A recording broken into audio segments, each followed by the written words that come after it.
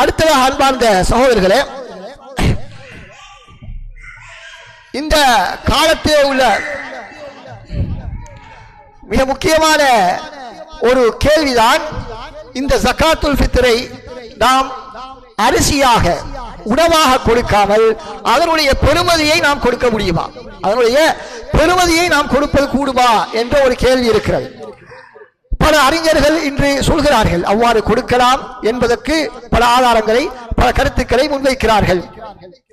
அன்பார்ந்த சகோதரர்களே, இந்த கருத்து உருவாகுவதற்கு அடிப்படை காரணம் என்னவென்று சொன்னால், ஏழைகளுக்கு உதவி செய்வதற்கு இந்த ஜகாத்துல் ஃபித்ரை தவிர வேறு எந்த ஒரு சதக்காவும் இஸ்லாத்திலே இல்லை என்ற ஒரு எண்ணத்திலே தான் இவர்கள் பேசுகிறார்கள் என்பது போன்றுதான் விளக்குகிறது. ஒரு ஏழைக்கு உதவி செய்வதற்கு நாம் பழமையாக வருடம் வருடம் கொடுக்கக்கூடிய ஜகாத் இருக்கிறது, இந்த ஜகாத்துல் ஃபித்ர் இருக்கிறது. இப்படி அல்லாஹ்வினால் கடமையாக்கப்பட்ட சில கடமைகள் இருக்கின்றன. அதுவும் அல்லாமல் சதக்கா என்ற பெயரிலே எவ்வளவோ நாம் தான தர்மங்கள் செய்யலாம். இஸ்லாம் அதற்கு வலியுறுத்தி இருக்கிறது.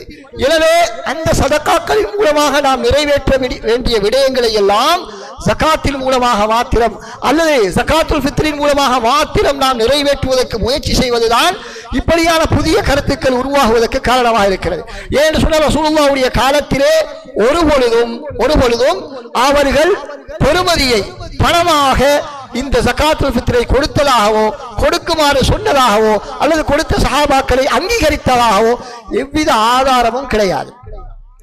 இப்படி சொல்லக்கூடிய நேரத்திலே சில மக்கள் என்ன சொல்வார்கள், ரசூலுல்லாஹ்வுடைய காலத்திலே தேவைப்படவில்லை, பெருமதியை கொடுப்பதற்கு அவசியம் ஏற்படவில்லை, எனவே கொடுக்கவில்லை. ஆனால் நமது காலத்திலே கொடுப்பதற்கு அவசியம் இருக்கிறது, அதனால் நாம் கொடுப்பதுதான் சிறந்தது என்பதாக வாதிடுகிறார்கள். இந்த வாதம் மிக தவறானது. நமது காலத்திலே என்ன பிரச்சனைகள் எல்லாம் இருக்கிறதோ அதைவிட அதிகமான பிரச்சனைகள் நபியுடைய காலத்திலே இருந்தன. குறிப்பாக எங்களுக்கு தெரியும், பள்ளி வாயிலே ஆண்களும் பெண்களும் ஒரே பகுதியிலே தான் தொழக்கூடியவர்களாக இருந்தார்கள், முன்னும் பின்னும் தொழுவார்கள். இந்த நேரத்தில் ரசூலுல்லாஹ் பெண்களை சற்று தாமதித்துதான் சுஜூதிலே இருந்து எழுமாறு சொன்னார்கள். காரணம் என்ன? அப்படி நேர காலத்துடன் எழுந்தால் சஹாபாக்கள் எழும்பக்கூடிய நேரத்திலே அவர்களுடைய ஆடையில் குறை இருக்கிறது. ஆடையில் உள்ள குறையின் காரணமாக சில பேர் அவருடைய மறைவான இடங்கள் பெண்களுடைய கண்ணுக்கு பட்டுவிடுமோ என்று அஞ்சக்கூடிய அளவுக்கு சஹாபாக்களுடைய ஏழ்மை இருந்தது. அவருடைய முழுமையான ஆடை இருக்கவில்லை, கடன் இருந்தது, அவர்களுக்கு எத்தனையோ பிரச்சனைகள் இருந்தன, ஒழுங்கான வாழ்விடம் இருக்கவில்லை. இப்படி இருந்தும் கூட ரசூலுல்லாஹி ஸல்லல்லாஹு அலைஹி வஸல்லம் அவர்கள் அதனை கொடுப்பதற்கு ஆர்வம் ஊட்டவில்லை, சஹாபாக்களும் கொடுக்கவும் இல்லை. அதற்காகத்தான் எத்தனையோ வேறு வழக்கங்கள் இருக்கின்றன, வேறு சதகாக்கள் தர்மங்கள் இருக்கின்றன. அவற்றின் மூலமாக நாம் அவைகளை கொடுத்துக் கொள்ளலாம் என்பதை நாம் மிக தெளிவாக புரிந்து கொள்கின்றோம். அன்பார்ந்த சகோதரர்களே, இந்த இடத்திலே சிலர் சொல்வார்கள், நாம் ஒரு சட்டம் விதிக்கப்பட்டால் அந்த சட்டத்துடைய நோக்கத்தை தான் கவனத்தில் கொள்ள வேண்டுமே தவிர வெறுமனே வார்த்தைகளை கவனத்தில் கொள்ளக்கூடாது. மாற்றமாக அதனுடைய நோக்கத்தின் அடிப்படையில் தான் செயல்பட வேண்டும், அந்த நஸ்ஸினுடைய உயிரோட்டத்தின் அடிப்படையில் செயல்பட வேண்டும் என்றெல்லாம் பல வாதங்களை வைப்பார்கள். ஆனால் அந்த வாதங்கள் ஏற்றுக்கொள்ளக்கூடியதாக இல்லை. ஏனென்றால் மிக தெளிவாக ரசூலுல்லாஹி ஸல்லல்லாஹு அலைஹி வஸல்லம் அவர்கள் இந்த ஜகாத்துல் ஃபித்ர் என்பதை ஏழைகளுக்கு உணவாக கொடுப்பதற்குத்தான் நமக்கு வலியுறுத்தி இருக்கிறார்கள். ஏன் ஜகாத்துல் ஃபித்ர் கொடுக்க வேண்டும் என்ற காரணம் சொல்லும் பொழுது ஏழைகள் பெருநாளை சந்தோஷமாக கொண்டாட வேண்டும் என்று சொல்லவில்லை. ஏழைகள் பெருநாளை சந்தோஷமாக எல்லோரையும் போல் ஆடை அணிந்து என்ஜாய் பண்ண வேண்டும் என்று ரசூலுல்லாஹி ஸல்லல்லாஹு அலைஹி வஸல்லம் சொல்லவில்லை. மாற்றமாக என்ன சொன்னார்கள்? அவர்களுடைய பசியை போக்க வேண்டும், அவருடைய உணவு தேவையை பூர்த்தி செய்ய வேண்டும் என்பதாக சொன்னார்கள். இந்த பணத்தை கொடுக்க வேண்டும் என்று சொல்லுவார்கள். அவர்களுடைய முக்கியமான வாதம் என்னவென்றால், அதனை கொடுத்தால் தான் அவர்களுடைய பெருநாளை அவர்கள் சந்தோஷமாக கொண்டாடலாம். சரி, பெருநாளை சந்தோஷமாக கொண்டாடிவிட்டார்கள் என்று வைத்துக் கொள்வோம். அதற்கு பின்னால் உள்ள நாட்களை அவர்கள் என்ன செய்வது? அவர்கள் என்ன செய்வது என்று கேட்டால் அதிலே பல கேள்விக்குறிகள் இருக்கின்றன. இன்று ஒரு பதிவை நாம் பார்க்க கிடைத்தது. என்னவென்று சொன்னால், சிலர் எப்படி செய்திருக்கிறார்கள், அல்லாஹ் ரசூலுடைய பேச்சுக்கு எந்த விதமான மதிப்பையும் கொடுக்காமல் அல்லாஹ் ரசூல் அதனை இப்படித்தான் கொடுக்க வேண்டும், பிரதான உணவை அவர்களுக்கு சமைக்காமல் தான் கொடுத்தார்கள் ரசூலுல்லாஹ் என்பதையெல்லாம் கவனிக்காமல் அவர்கள் பெருநாள் சாப்பாடை தயாரித்துக் கொண்டு சென்று சில குடும்பங்களுக்கு வழங்கினார்களாம். அப்படி வழங்கியவுடன் அந்த குடும்பம் என்ன சொல்லலாம் அவர்களை பார்த்து, இப்படியான உணவுகளை நாம் படங்களிலே தான் கண்டிருக்கிறோம், போட்டோக்களிலே தான் கண்டிருக்கிறோம், இன்றுதான் அவரை நேரடியாக உண்டு அனுபவித்திருக்கிறோம் என்று அவர்கள் கண்ணீர் மல்க கூறினார்கள். எனவே பாருங்கள், நாம் வெறுமனே அரிசியை கொடுப்பதன் மூலமாக இந்த சந்தோஷத்தை அடைவார்களா என்று அவர்கள் கேட்கிறார்கள். அன்பார்ந்த சகோதரர்களே, அந்த சந்தோஷத்தை கொடுப்பதற்கு இஸ்லாம் நமக்கு தான தர்மங்கள் என்ற ஒரு வழியை நமக்கு திறந்து விட்டிருக்கிறது. எனவே நாம் விரும்பிய எத்தனை குடும்பத்துக்கு வேண்டுமானாலும் பெருநாள் ஓடர்களை நாம் ஓர்டர் செய்து நாம் அவர்களுக்கு வழங்குவதிலே எந்த விதமான தப்பும் இல்லை. அவர்களை பெருநாள் என்று சந்தோஷப்படுத்த வேண்டும் என்பதிலேயும் நமக்கு மாற்று கருத்து இல்லை. ஆனால் அந்த சந்தோஷப்படுத்த வேண்டும் என்பதற்காக, அவர்களை பெருநாளை சந்தோஷமாக கழிக்க வேண்டும் என்பதற்காக ஒரு வணக்கத்தை பலியாக்க கூடாது. ஒரு வணக்கத்தை பலியாக்கி அதனை செய்யக்கூடாது. நமது கஞ்சத்தனத்திற்கு ஒரு இஸ்லாத்தை பலியாக்கலாமா? நீ தான தர்மம் கொடுக்க வேண்டும், மற்றவர்களை சந்தோஷப்படுத்த வேண்டும் என்றால் குர்ஆன் சுன்னாவை பலி கொடுக்க கூடாது. என்ன செய்ய வேண்டும்? இவருடைய சொந்த பணத்தில் இருந்து அவர் அதற்கு செலவழிக்க வேண்டும். அப்படி இல்லாமல் இஸ்லாம் உனக்கு கடமையாக்கிய ஒன்றை வைத்துக் கொண்டு அதனை எடுத்துக்கொண்டு சென்று மற்றவருடைய சந்தோஷத்திலே பங்கு கொள்ள வேண்டும் என்று நினைக்க கூடாது. எனவே அன்பார்ந்த சகோதரர்களே, இந்த இடத்திலே நாம் கவனமாக இருக்க வேண்டும். எனவே நாம் இப்படி ஒரு மனிதனுக்கு பணத்தை வழங்கிவிட்டோம் என்று வைத்துக் கொள்வோம். அவர் ஒரு ஆடையை வாங்கி அணிந்து விட்டார். அதற்கு பின்னால் அவருடைய உணவு தேவைகளை எவ்வாறு பூர்த்தி செய்வது? அதற்கு ஒரு மனிதருக்கு நாம் இந்த அரிசியாக கொடுக்க வேண்டும் அல்லது உணவாக கொடுக்க வேண்டும் என்று சொன்னால் அவருக்கு 15 கிலோ அல்லது 30 கிலோ அல்லது 100 கிலோ தான் ஒரு மனிதனிடத்தில் சேர்ந்தது என்று வைத்துக் கொண்டாலும் அது வீணாக மாட்டாது. அது வீணாக மாட்டாது. மாற்றமாக அவருடைய பல 1 மாதம் 2 மாத தேவைகளை பூர்த்தி செய்யும். இந்த பெருநாளுடைய சந்தோஷம் ஒரு நாளுடன் முடிந்துவிடும், குறுகியது. எனவேதான் இஸ்லாம் சொல்லக்கூடிய நோக்கமும் நாம் மனிதனாக நமது அறிவினால் புத்தியினால் கற்பனை செய்யக்கூடிய நோக்கமும் மிக பெரும் பாரிய வித்தியாசங்களை கொண்டது. நாம் பணத்தை கொடுத்தால் அதனை ஒரு மணித்தியாலங்கள் சில மணித்தியாலங்களில் அனுபவித்து விட்டு அந்த சந்தோஷம் முடிந்துவிடும். ஆனால் அதே நேரம் அதனை நாம் பணம் இல்லாமல் அரிசியாக அல்லது உணவாக அவர்களிடத்திலே கொடுத்தால் அவர்கள் அதனை வைத்து பல நாட்கள் சந்தோஷமாக அவர்கள் சாப்பிட்டு அதனை அனுபவிப்பார்கள் என்பதை நாம் புரிந்து கொள்ளலாம். எனவே அன்பார்ந்த சகோதரர்களே, இந்த கருத்தை சொல்லக்கூடிய நேரத்திலே இந்த பணமாக கொடுக்க வேண்டும் என்ற கருத்தை நாம் சொல்லவில்லை, நாம் மாத்திரமா சொல்லியிருக்கிறோம். இதற்கு முன்னாலும் சில அறிஞர்கள் சொல்லியிருக்கிறார்கள். இமாம் அபூ ஹனீஃபா ரஹ்மத்துல்லாஹி அவர்கள் சொல்லியிருக்கிறார்கள். உமர் இப்னு அப்துல் அசீஸ் ரஹ்மத்துல்லாஹி அவர்கள் தாபிஈன்களில் மிக முக்கியமான ஒரு தாபிஈ, அவர் சொல்லியிருக்கிறார். இப்படி இருக்கும் பொழுது அதனை ஏன் நீங்கள் தடுக்கிறீர்கள் என்று கேட்கலாம். அன்பார்ந்த சகோதரர்களே, உண்மையிலேயே அறிஞர்களுடைய கூற்றை நாம் மதிக்கிறோம், அறிஞர்களை மதிக்கிறோம். அவர்களுடைய காலுடைய தூசிக்கும் நாம் பெருமதியற்றவர்கள் என்பதை நாம் தெளிவாக ஏற்றுக்கொள்கிறோம். ஆனால் அல்லாஹ் ரசூலுடைய வார்த்தை தெளிவாக வந்து விட்டதன் பின்னால் அது எவராக இருந்தாலும் அவருடைய கருத்தை நாம் எடுக்கக்கூடாது, அதனை நாம் எடுக்கக்கூடாது. இதுதான் அந்த இமாம்களே அந்த சஹாபாக்களே எங்களுக்கு வழிகாட்டிய முறை. எனவேதான் இப்னு அப்பாஸ் ரலியல்லாஹு அன்ஹு அவர்கள் ஒரு முறை அல்லாஹ் ரசூல் ஸல்லல்லாஹு அலைஹி வஸல்லம் ஒரு ஹதீஸை சொன்ன பொழுது சில மக்கள் என்ன சொன்னார்கள்? அபூபக்கர் உமர் ரலியல்லாஹு அன்ஹு அவர்கள் அப்படி சொல்லவில்லையே, அவர்கள் இப்படித்தானே சொல்கிறார்கள் என்று சொன்னவுடன் அவர்கள் சொல்கிறார்கள், என் மீது வானம் இடிந்து விடுமோ என்று நான் பயப்படுகிறேன். ஏனென்றால் அல்லாஹ் ரசூல் சொல்கிறதாக நான் ஒன்றை சொல்கிறேன், அபூபக்கர் உமர் சொல்வதாக நீங்கள் சொல்கிறீர்களே என்று அவர்கள் கேட்கிறார்கள். எனவே அன்பார்ந்த சகோதரர்களே, இந்த கருத்தை நம்மிடத்தில் சொல்வதை போன்று அந்த காலத்திலே வாழ்ந்த மிகப்பெரிய ஒரு அறிஞர் இமாம் அஹ்மது பின் ஹம்பல், இமாமு சுன்னா என்று வர்ணிக்கப்படக்கூடிய, சுன்னாக்களுக்குரிய தலைவர் என்று வர்ணிக்கப்படக்கூடிய அல்லாஹ் சுப்ஹானஹு வ தஆலா சஹாபாக்களுடைய காலத்திலே முர்த்தத்துகள் உருவாகிய பொழுது, மதமாற்றம் ஏற்பட்ட பொழுது அபூபக்கரை கொண்டு இஸ்லாத்தை பாதுகாத்தான். இமாம் அஹ்மது பின் ஹம்பல் ரஹ்மத்துல்லாஹி காலத்திலே இந்த மதமாற்றம் ஏற்பட்ட போது அல் குர்ஆன் படைக்கப்பட்டது என்ற வாதம் மிக பரவலாக அரசாங்கத்தினால் முடக்கிவிடப்பட்ட பொழுது அவர்களின் மூலமாக அல்லாஹ் தஆலா அந்த மதமாற்றத்தை, அந்த ரித்தத் என்ற கொள்கை அவர்களை கொண்டு அல்லாஹ் பாதுகாத்தார் என்று சொல்லும் அளவுக்கு சமூகத்தில் அபூபக்கர் ரலியல்லாஹுடைய ஒரு மிகப்பெரும் ஒரு சேவையை செய்தவராக வர்ணிக்கப்படக்கூடிய இமாம் அஹ்மது ரஹ்மத்துல்லாஹி அவர்களிடத்திலே இந்த கருத்து சொல்லப்படுகிறது. என்ன கருத்து சொல்லப்படுகிறது? நாம் பெருமதியை கொடுக்க முடியாதா?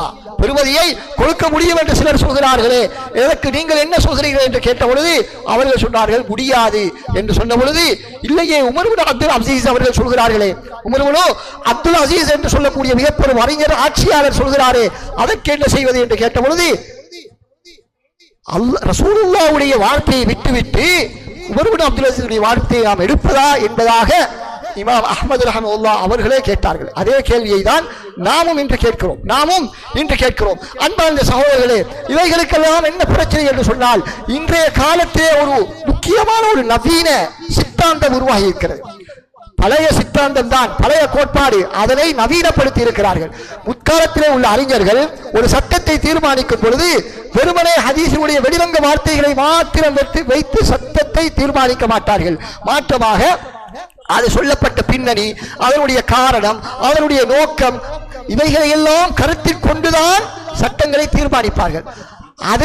அதே அந்த வாதத்தை, அந்த முறையை இன்று சிலர் நவீனப்படுத்தி தவறான முறையிலே கையாள்கிறார்கள். எப்படி கையாள்கிறார்கள் என்று சொன்னால், ஏதாவது ஒரு சட்டம் வந்து அதற்கு ஒரு நோக்கம் சொல்லப்பட்டிருந்தால் அந்த சட்டத்தை அமுல்படுத்தியதோ இல்லையோ முக்கியம் அல்ல. மாற்றமாக என்ன, நோக்கத்தை நிறைவேற்றினால் சரி, அப்படி என்பதாக ஒரு போக்கு காணப்படுகிறது.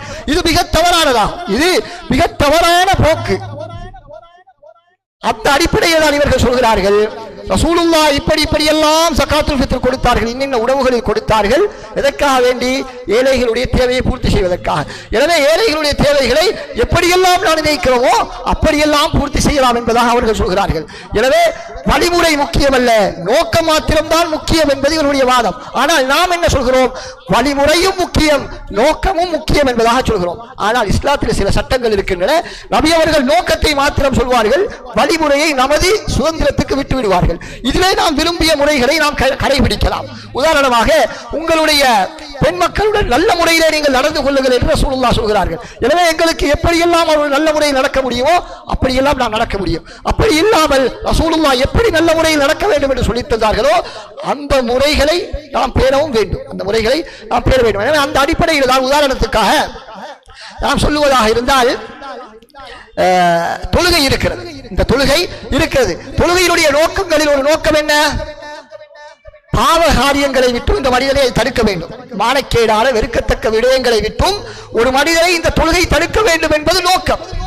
இப்பொழுது இந்த மானக்கேடான வெறுக்கத்தக்க விடயங்களை விட்டும் என்ன செய்யலாம்? தொழுகை இல்லாமல் வேறொரு வழியில தடுக்க முடியுமா? தொழுகை இல்லாம வேறொரு வழியினால் தடுக்க முடியுமானால் இந்த தொழுகையை நம்மால் விட்டுவிட முடியுமா? விட்டுவிட முடியாது. அதே போன்றுதான் மிக தெளிவான ஒரு உதாரணம், களவெடுத்தால் கையை வெட்ட வேண்டும். நோக்கம் என்ன? மனிதனுடைய சொத்துக்கு பாதுகாப்பு, மனிதனுடைய சொத்தை பாதுகாப்பதுதான் இந்த சட்டத்தினுடைய நோக்கம். இப்போ ஒருத்தர் வந்து என்ன சொல்றாரு, இதெல்லாம் அந்த காலத்துக்குரிய சட்டம். இப்ப நவீன டெக்னாலஜி வந்து சிசிடிவி கேமரா எல்லா இடத்துலயும் பூட்டியாச்சு, இதுக்கு பின்னால எனக்கு இந்த சட்டம் என்று கேட்டால் அது நியாயமா? நோக்கம் நிறைவேறதா இல்லையா? நோக்கம் நிறைவேறது, பாதுகாப்பு கிடைக்கிறது. எனவே இந்த நேரத்திலே இந்த கையை வெட்டக்கூடிய சட்டத்தை நாம் எடுக்க வேண்டிய அவசியம் இல்லை. எல்லா இடத்திலையும் கண்காணிப்பு கேமராக்களை நாம் பிக்ஸ் பண்ணி விட்டோம் என்று சொன்னால் இது யாராவது ஏற்றுக்கொள்வா? முஸ்லிம். எனவே அன்பார்ந்த சகோதரி, இவருடைய வாதம் அதை ஒத்ததுதான். அப்படி சொன்னாலும் சில வேளை சொல்லுவார்கள் போன்றுதான் இருக்கிறது. அந்த அளவுக்கு தான் இவருடைய வாதங்கள் மிக பயங்கரமாக இருக்கின்றன. மகாசிது ஷரியா என்ற பெயரிலே, இஸ்லாத்தின் உயர் இலக்குகள் அல்லது நோக்கங்கள் என்ற பெயரிலே இன்று இஸ்லாத்தினுடைய பல சட்டங்களை இன்று நவீனமயப்படுத்திக் கொண்டு அந்நியர்களுடைய வாதங்களை உள்வாங்கி, அவருடைய அச்சுறுத்தல்களை உள்வாங்கி, அவர்களுக்கு ஏற்றது போன்று மார்க்கத்தை வளைப்பதற்கு சிலர் முயற்சி செய்து கொண்டிருக்கிறார்கள். அவர்கள் சில வேளை நல்ல நோக்கத்திலே செய்யலாம். இருந்தாலும் அந்த நோக்கம் நல்லவாக இருப்பது, நோக்கம் சிறந்ததாக இருப்பது அவருடைய வாதம் சரி என்பதற்கு ஆதாரம் இல்லை. ஒரு மனிதனுடைய நோக்கம் சரியாக இருக்கும் என்பது இருப்பதனால் அவர் சொல்லக்கூடிய கருத்துக்கள் நியாயமானதுதான் என்பது கருத்தல்ல. இன்று உலகத்தில் இருக்கக்கூடிய பல இயக்கங்கள் இருக்கின்றன. எல்லா இயக்கங்களுடைய நோக்கங்களும் இஸ்லாத்தை பாதுகாக்க வேண்டும் என்பதுதான். யாரும் இஸ்லாத்தை அழிக்க வேண்டும் என்பதற்காக எந்த கருத்தையும் சொல்வது கிடையாது. நாம் அப்படி நினைக்க கூடாது. சிலர் என்ன சொல்வார்கள், ஒருத்தர் வழிகேடான கருத்தை சொன்னால் இவரெல்லாம் இஸ்லாத்தை அழிப்பதற்கு வந்த கூட்டம் அப்படி என்ற யகூதிகளுடைய கைக்கூலிகள் அல்லது கிறிஸ்தவனுடைய கைக்கூலிகள் என்பதாக சிலர் பட்டம் கொடுப்பார்கள். அப்படி நாம் சொல்லவில்லை. மாற்றமாக உண்மையிலேயே உங்களது நோக்கம் சிறந்ததுதான். ஏழைகளை நீங்கள் கண்ணியப்படுத்த வேண்டும். நோன்பு பெருநாளிலே அல்லது பெருநாளிலே நம்மை போன்று அவர்களும் பெருநாளை சந்தோஷமாக கொண்டாட வேண்டும் என்பது உங்களுடைய நல்ல நோக்கம். ஆனால் அதற்காக வேண்டி நீங்கள் பயன்படுத்திய வழிமுறை தவறானது.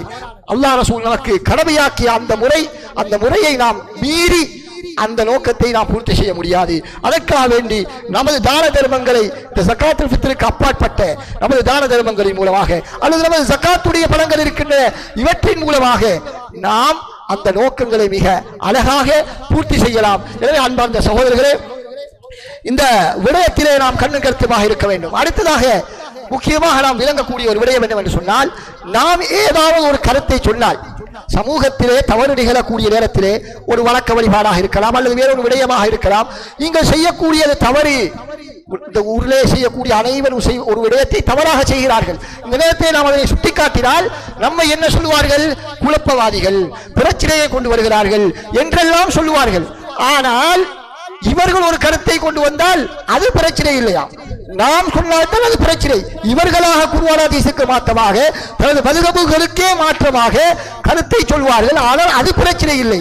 நாம் ஒரு விடயத்தை குர்ஆன் ஹதீஸிலே உள்ளதை சொன்னால் அல்லது மதுஹபு கிதாபில் உள்ளதையாவது பின்பற்றுங்கள் என்று சொன்னால் அது பிரச்சனையா? பிரச்சனைக்கு வரைவிலக்கணம் நீங்கள் சொல்வதா அல்லது குர்ஆன் ஹதீஸ் சொல்வதா என்பதை நாம் சிந்திப்பதற்கு கடமைப்பட்டிருக்கிறோம் அன்பார்ந்தவர்கள். எனவே பிரச்சனை என்று நீங்கள் சொல்வதனால் அது பிரச்சனையாக மாற்றாது, மாற்றமாக உண்மையிலேயே பிரச்சனை ஏற்பட வேண்டும்.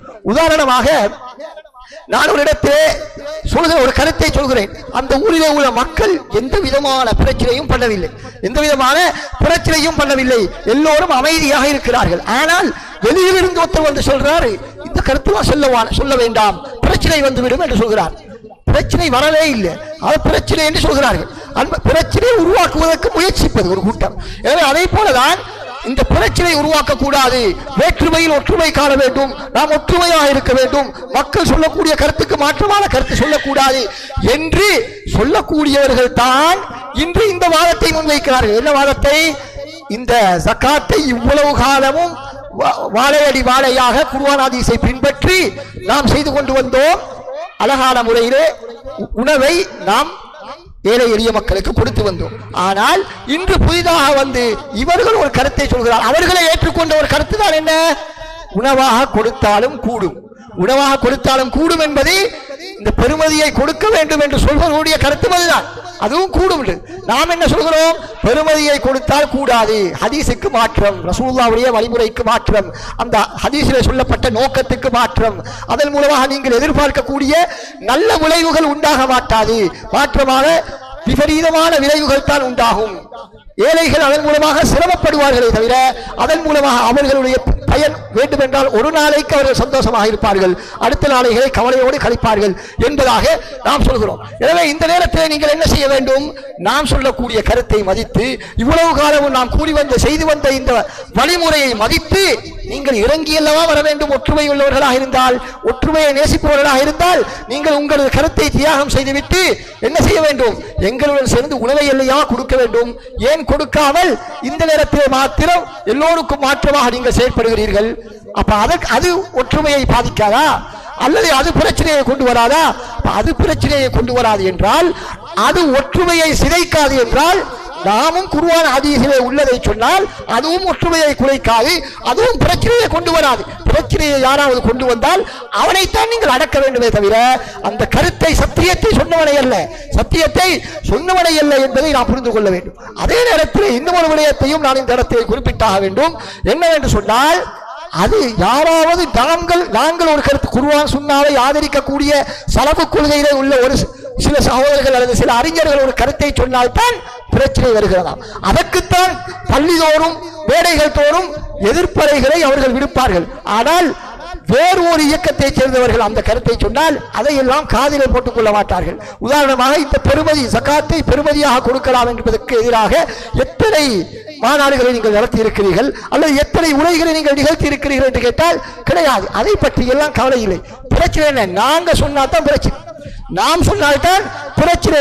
அது குர்ஆன் ஹதீஸில் இருந்தாலும் சரி, அவர்களுடைய மதகமிலே இருந்தாலும் சரி, எந்த அளவுக்கு இவர்களுடைய பிடிவாதத்தனம் முட்டி இருக்கிறது என்பதை நாம் சிந்திப்பதற்கு கடமைப்பட்டிருக்கிறோம். எனவே அன்பார்ந்த சகோதரர்களே, நாம் ஒரு விடயத்தை சொல்வதன் மூலமாக, நாம் ஒரு விடயத்தை சொல்லக்கூடிய நேரத்திலே அதன் மூலமாக பிரச்சனை வரும் என்பதை சொல்லி சொல்லி பிரச்சனையை உருவாக்குவதற்கு சிலர் முயற்சி செய்கிறார்கள். எனவே அதற்கு நாம் இடம் கொடுக்க கூடாது என்பதை மிக தெளிவாக நாம் புரிந்து கொள்ள வேண்டும். ஹாதா மா அந்தி வல்லாஹு அலம். எனவே நாம் சொல்ல இந்த விடயங்களை நமது வாழ்க்கையிலே பேணி நடப்பதற்கு வல்லவன் அல்லாஹ் சுப்ஹானஹு வ தஆலா நம் அனைவருக்கும் தௌஃபீக் செய்வானாக. வ ஆகிரு தஅவானா அல்ஹம்துலில்லாஹி ரப்பில் ஆலமீன். வஸ்ஸலாமு அலைக்கும் வரஹ்மத்துல்லாஹி வபரகாத்துஹு.